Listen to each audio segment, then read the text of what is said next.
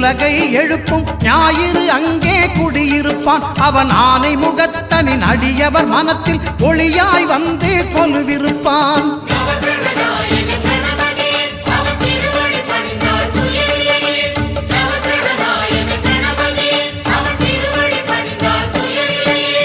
ஒன்பது கோளும் ஒன்றாய் காண அங்கு கற்பகம் என்னும் கடவுளின் மெய்யில்